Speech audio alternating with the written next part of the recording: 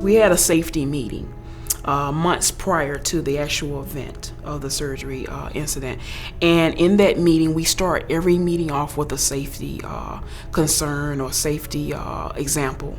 One particular nurse stood up and said that she had an instance where she had interviewed her patient, and she talked about the jewelry. She asked the patient, "Do you wear costume jewelry?" And the patient said, "No, I can't wear it because it breaks me out." Any metal in the hospital or any metal used medically might contain nickel, mostly. So, and I thought about it at that time. So to bring me to the day of the incident, I was coming back from lunch and I scrubbed in and I got ready to walk over to my sterile table. And I have a habit of looking at the board because I like to know what my procedure is going to be and what my patient is and look at the allergies. And I happened to see it right away that there was a nickel allergy. And I said, well, we need to contact the surgeon to find out if the grafts that he's intending to use contains nickel, because this patient has a nickel allergy.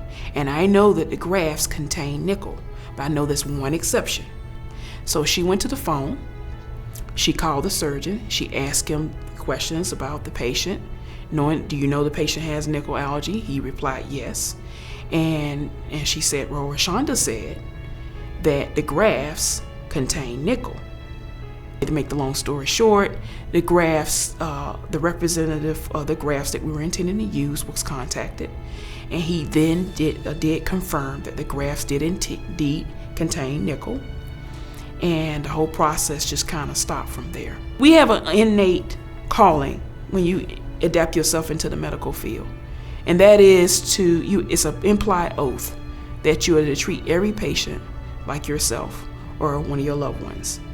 And at that moment, I put myself or my loved ones in that place. And I'm thinking, oh my goodness, thank God. My name is Roshanda Kennedy. I'm a surgical technician at MedStar Washington Hospital Center.